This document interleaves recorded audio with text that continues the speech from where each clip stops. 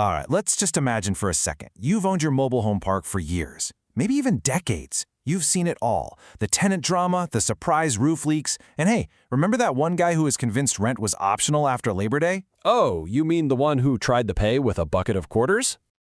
That's the one. You've absolutely put in the work. You know every single water line.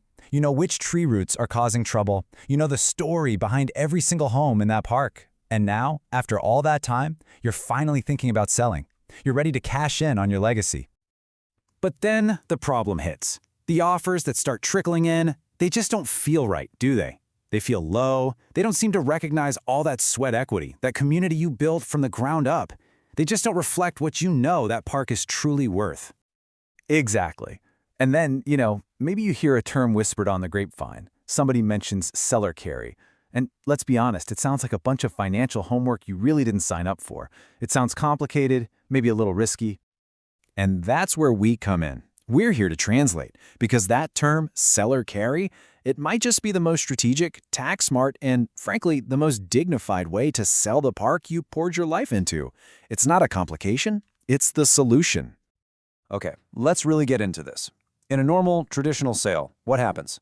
The buyer has to go to a bank, they have to beg for a loan, and you get to wait and wait until you finally get a payout minus a huge chunk for taxes, all the fees, and all the time you wasted waiting for some underwriter to approve the thing. With seller carry, and you'll also hear it called owner financing, you get to be the bank. It's really that simple. You finance a piece of the sale yourself, and that means the buyer makes monthly payments directly to you, not some big faceless corporation. And right here, this is where you see the power shift. Instead of a bank calling all the shots, you are the bank. Instead of one massive tax bill hitting you all at once, you get a steady, reliable stream of income, and you get to defer those taxes. You're the one who controls the terms, not some committee halfway across the country. You're not just doing them a favor. You are literally running your own private bank. It comes with interest income and, let's be real, some pretty serious bragging rights. Okay, that all sounds great in theory, I know. But let's actually walk through a simple, real-world example so you can see exactly how this whole thing plays out for your own bank account. So let's say your park sells for a very respectable $800,000. That's your number. That's the price that you and the buyer agree is fair. Now, the buyer doesn't need to get a loan for that full amount. Instead, they come to the closing table with a really solid down payment. In this scenario, let's say it's $150,000, paid directly to you, cash in your pocket. Okay, so what about the rest? That's the $650,000 remainder. That is the amount that you, the seller, are going to finance. This right here becomes your seller note. It's a real asset that is going to pay you every single month. And here's the best part, the result. Based on a 6% interest-only note on that $650,000, you now receive $3,250 a month.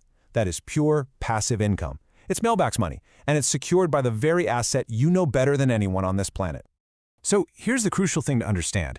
This isn't just a gimmick that benefits you. It actually creates a situation where the buyer wins too. Right, and understanding why they love this structure is the key to understanding why it gets you, the seller, a much better deal in the end. I mean, for you, the benefits are just crystal clear. You get predictable monthly income. You're getting a return that absolutely crushes any savings account out there. You get deferred taxes, and maybe the best part of all, no more late-night calls about a clogged toilet.